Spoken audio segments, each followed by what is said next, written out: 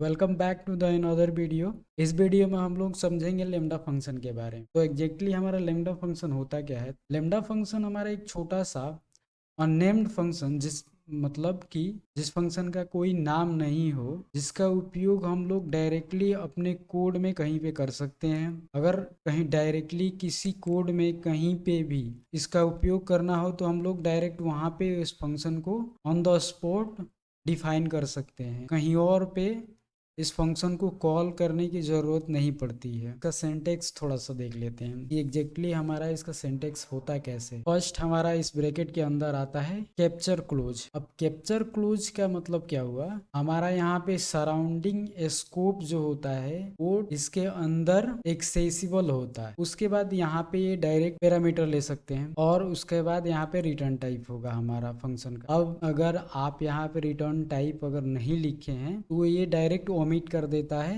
हमारा return type. अब direct ये ओमिट कैसे कर देगा, फंक्शन बॉडी अगर रिटर्न कर रहा है इंटीजर तो ये डायरेक्ट इंटीजर ओमिट कर देगा। तो ये चीज़ समझ में आ गई। अब नेक्स्ट हम लोग VS कोड पे चलते हैं और वहाँ पे अपना कोडिंग करते हैं और एक एक चीज़ को स्टेप बाय स्टेप समझने की कोशिश करते हैं। सर्कुलर समझने के लिए मैं यहाँ पे एक छोटा सा एग्जाम्पल के थ्रू आप लोगों को समझा कोशिश करता हूँ। मैं इंटीजर टाइप का एक वेरिएबल बनाया a, इसमें स्टोर कर दिया मैंने 10। एक और वेरिएबल बनाया b, इसमें मैंने 20 पास कर दिया। तो इस चीज़ को समझने के लिए मैं यहाँ पे पहले क्या कर रहा हूँ कि मैं सपोज यहाँ पे मैं ऑटो और उसके बाद यहाँ पे लिखूंगा लेमडा। मैं यहाँ पे इसके बाद लेमडा फंक्शन अपना लिखूंगा। कैप्चर क्लोज के लिए मैं यहाँ पे ये ब्रैकेट ऑन किया और यहाँ पे मैं a को एज इट इज पास कर दूंगा बट b को मैं रेफरेंस थ्रू पास करूँ। यहाँ पे कोई पैरामीटर नहीं ले रहा हूँ, इसलिए मैं यहाँ पे इसको एम्प्टी रख रहा हूँ और देन कि यहाँ पे प्रिंट आउट करूंगा a को एंड देन मैं यहाँ पे ये वैल्यू पास कर दिया। नेक्स्ट मैं b को यहाँ पे प्रिंट आउट करूंगा। मैं यहाँ पे इंडेल लिखा।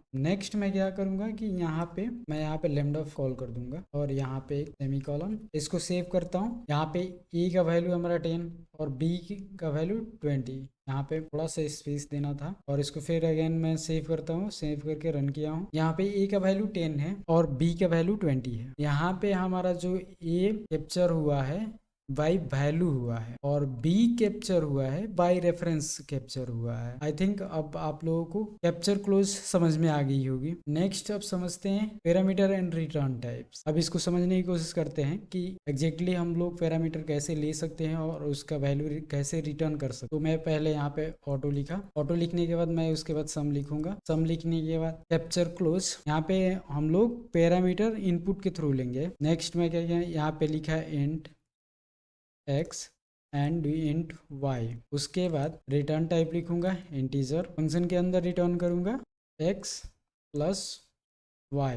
मैं यहाँ पे सम को कॉल किया। सम को कॉल करने के बाद मैं यहाँ पे पास करूंगा अपना वैल्यू। तो मैं फर्स्ट पैरामीटर में मैं पास किया 20, सेकेंड में पास किया मैं यहाँ पे 30 और इसका जो भी रिटर्न आएगा वैल्यू मैं उसको एक इंटीजर टाइप रिजल्ट नाम से वेरिएबल बनाकर उसमें स्टोर कर लूँगा। अब इसे स्टोर करने के बाद नेक्स्ट मैं सी आउट कर दूंगा रिजल्ट को और यहाँ पे मैंने यहाँ पे सेमीकोलन छोड़ दिया था, यहाँ पे सेमीकोलन दिया और इसको सेव करता हूँ। सेव करके रन करके देखते हैं कि हमारा वैल्यू क्या मिलता है हमें। तो देखिए हमें 50 मिल गया। तो मैंने यहाँ पे किया क्या कि यहाँ पे मैंने पैरामीटर लिया हूँ जो फर्स्ट है हमारा x और दूसरा है y। उसके बाद हमारा रिटर्न टाइप क्या है, इंटीजर, मतलब कि हमारा वैल्यू यहाँ पे रिटर्न होगा इंटीजर टाइप का। व्हाट इफ अगर मैं यहाँ पे रिटर्न टाइप नहीं लिखूं तो चलिए इसको सेव करते हैं और देखते हैं कि हमें क्या मिलता है। यहाँ पे हमें एरर देखने को मिल रहा है।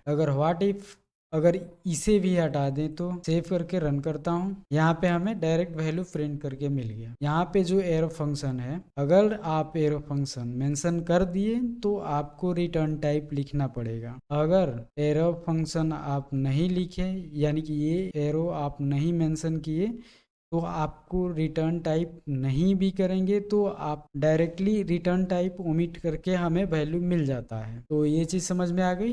अब नेक्स्ट समझते हैं कि लैम्डा फंक्शन में एक चीज़ ज़्यादा आप लोगों को सुनने को मिलेगा, इमीडिएट इन्वोक फंक्शन। अब इस चीज़ को समझते हैं कि इमीडिएट इन्वोक फंक्शन मतलब होता क्या है। इन्वोकेशन मतलब सिंपल होता है कि किसी फंक्शन को कॉल करना या किसी फंक्शन को एग्जीक्यूट करना, सिंपल।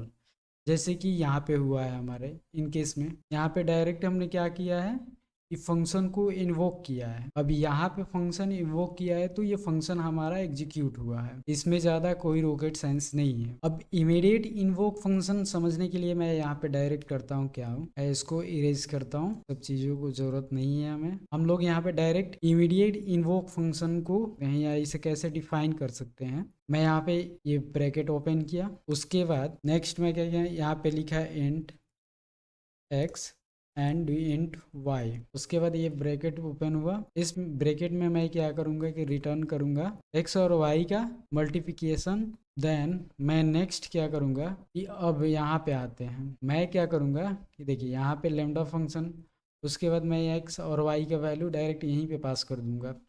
तो हमारा फर्स्ट एक्स का वैल्यू मैं यहाँ पे 3 पास किया और वाई का वैल्यू यहाँ पे 5 पास। सेव करके रन करता हूँ, रन करने के बाद हमें 50 प्रिंट होकर मिल गया। ये एग्जैक्टली हमारा होता है इमीडिएट इन्वोक फंक्शन कि डायरेक्टली अब मैंने यहाँ पे फंक्शन को इन्वोक कर दिया है। तो ये चीज़ समझ में आ गई। अब नेक्स्ट समझते हैं म्यूटेबिलिटी इन लेमडा, मतलब कि वैल्यू को कैसे म्यूटेबल बनाते हैं। तो मैं यहाँ पे इसको इस करता हूँ, इंटीजर टाइप का वेरिएबल बनाया जिसका नाम n रखा, मैं 0 से इनिशियलाइज किया और मैं ऑटो यहाँ पे लिखा, उसके बाद इंक्रीज, मैं यहाँ पे सिंपली वैल्यू को इंक्रीज करूंगा और यहाँ पे कैप्चर करूंगा n को। कैप्चर करने के बाद पैरामीटर एम्प्टी रखते हैं और उसके बाद मैं क्या करूंगा कि यहाँ पे म्यूटेबिलिटी के लिए पहले यहाँ पे म्यूटेबल लिखना पड़ेगा। मैं इसको समझाऊंगा एग्जैक्टली कि इसका मतलब क्या हुआ, पहले मैं यहाँ पे लिख लेता हूँ। मतलब 1 से इंक्रीज करूंगा n को और सी आउट लिखने के बाद मैं यहाँ पे डायरेक्ट n को प्रिंट कर, और मैं यहाँ पे इस फंक्शन को कॉल कर लेता, सेव करके रन किया हूँ। यहाँ पे वैल्यू 1 से इंक्रीमेंट हुआ है, पहले n का वैल्यू कितना है 0, उसके बाद मैंने 1 से इंक्रीमेंट किया हूँ तो 0 से ये 1 हो गया है। उसके बाद मैं क्या करूँगा, फिर कॉल करूँगा, इसको सेव करता हूँ और इसको रन करता हूँ। एग्जैक्टली 2 मिला है, यहाँ पे इंडेल लिख लिया। अब उसके बाद सेव करके रन करता हूँ, ये 12 वैल्यू प्रिंट नहीं हुआ था, 1 2 प्रिंट हुआ था। तो देखिए यहाँ पे 1, उसके बाद वैल्यू फिर 1 से इंक्रीमेंट होकर 2 हो गया। अब देखिए व्हाट इफ मैं इस म्यूटेबल को हटा दूं, तो चलिए मैं इसको करके देखते हैं हमें क्या मिलता है। तो यहाँ पे हमें एरर देखने को मिल रहा है। एरर क्या है कि मैं यहाँ पे केवल वैल्यू को रीड कर सकता, यानी कि उसको मैं उस वैल्यू को यानी n को मैनिपुलेट नहीं कर सकता, ना उसको इंक्रीज कर सकता है ना डिक्रीज कर सकता। एज इट इज मैं बस प्रिंट कर सकता। मैं इस लाइन को कमेंट आउट किया और उसके बाद मैं रन करता हूँ, तब क्या मिलेगा, मुझे 2 बार 0 प्रिंट होकर मिल गया, इसमें कोई इशू नहीं हुआ। लेकिन जब मैं यहाँ पे इसको वैल्यू को 1 से इंक्रीमेंट करूंगा विदाउट म्यूटेबल मेंशन किए, तब मुझे एरर देखने को मिलेगा। क्यों? क्योंकि अगर मैं यहाँ पे इस वैल्यू को मॉडिफाई करना चाहता हूँ, इसको म्यूटेबल बनाना पड़ेगा, तब जाकर मैं इसको वैल्यू को चेंज या इंक्रीज डिक्रीज या जो भी मान लें वो कर सकता। विदाउट म्यूटेबल मेंशन किए मैं इस वैल्यू को मैनिपुलेट नहीं कर सकता। तो ये चीज़ समझ में आ गई लेमडा में। नेक्स्ट समझते हैं कि एसटीएल में हमारा लेमडा फंक्शन का क्या उपयोग होता है या इसको कैसे इम्प्लीमेंट किया जाता है एसटीएल में। अब जिनको एसटीएल नहीं पता है, तो एसटीएल होता क्या है कि स्टैंडर्ड टेम्पलेट लाइब्रेरी होता है। इस चीज़ को आप लोगों को ज़्यादा ज़रूरत नहीं है, लेकिन स्टिल अब लेमडा फंक्शन पढ़ रहे हैं तो एसटीएल थोड़ा सा यहाँ पे ओवरव्यू दे देता हूँ। ये एसटीएल हम लोग इन डिटेल्स में पढ़ेंगे, लेकिन एल्गोरिदम वगैरह जब पढ़ेंगे तब वहाँ पे एसटीएल डीपली समझेंगे। एसटीएल वहाँ तो समझते हैं कि यहाँ पे मतलब लेमडा का एसटीएल में उपयोग क्या होता है। एग्जाम्पल के थ्रू आप लोगों को समझाने की कोशिश करता हूँ। एग्जाम्पल लेते हैं और समझने की कोशिश करते हैं। तो पहले यहाँ पे मैं इंक्लूड करता हूँ यहाँ पे वेक्टर को। इंपोर्ट करने के बाद मैं एक वेक्टर क्रिएट कर रहा हूँ। वेक्टर टर्न टाइप, यानी कि हमारा वेक्टर किस टाइप का है, इंटीजर टाइप का है, यहाँ पे मैंने मेंशन कर दिया। तो वेक्टर का नाम मैं सपोज कि मैं वेक्टर रख दिया और यहाँ पे मैं वैल्यू पास किया 5 53 2 6। इस चारों वैल्यू को पास करने के बाद मैं एक यहाँ पे एग्जांपल लेता हूँ कि सपोज इस वेक्टर को मुझे सॉर्ट कर, लेमडा के उपयोग करके इस वेक्टर को सॉर्ट कैसे कर लेंगे। तो उसके लिए मैं यहाँ पे लिखूंगा सॉर्ट। अब देखिए पहले तो मैं यहाँ पे हैश इंक्लूड, उसके बाद एल्गोरिदम मुझे इंपोर्ट करना पड़ेगा। जब तक मैं इसको इंपोर्ट नहीं करूंगा तब तक मैं यहाँ पे सॉर्ट का उपयोग नहीं कर सकता। मैं यहाँ पे वेक्ट लिखूंगा और फर्स्टली यहाँ से बिगिन करूंगा, तो वेक्ट डॉट बिगिन बिगिन करने के बाद उसके बाद मैं लिखूँगा वेक और उसके बाद एंड। ये दो चीज़ करने के बाद देन यहाँ पे मैं लेमडा फंक्शन को इनिशलाइज करूँगा। उसके बाद मैं यहाँ पे पास करूँगा इंट ए और इंट बी एंड देन मैं यहाँ पे रिटर्न कर दूँगा क्या, ए ग्रेटर देन बी सॉर्ट करने के लिए। देन मैं यहाँ पे डायरेक्ट वैल्यू को प्रिंट करूँगा फॉर ऑटो बी और उसके बाद मैं अपना वेक्टर लिया, आइट्रेट किया वेक्टर को आइट्रेट करके मैं सी आउट कर दूंगा बी को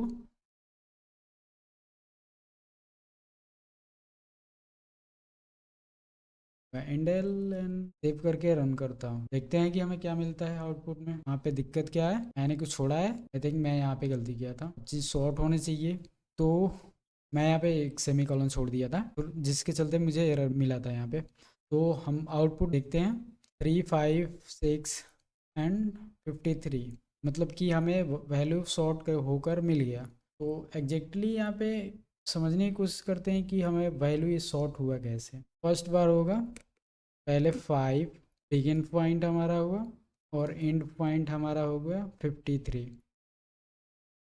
सॉरी 53। उसके बाद क्या होगा कि यहाँ पे तो कंडीशन ट्रू हुआ तो ये वैल्यू स्वैप नहीं होगा, यानी कि यहाँ पे 53 ग्रेटर देन है 5 से, तो यहाँ पे कोई चेंजेस नहीं होंगे। उसके बाद नेक्स्ट कंपेयर होगा इन दोनों में, तो यहाँ पे कंडीशन तो फॉल्स हो गया, तो यहाँ पे वैल्यू स्वैप होगा। फर्स्ट आ जाएगा यहाँ पे 3 आने के बाद उसके बाद यहाँ पे 53 हो जाएगा। अगेन कंपेयर होगा, कंपेयर होने के बाद यहाँ पे भी वैल्यू ए ग्रेटर देन है, तो उसके बाद फिर शॉर्ट होगा। शॉर्ट होने के बाद उसके बाद यहाँ पे 6 आया और देन 53 उसके बाद चला जाएगा।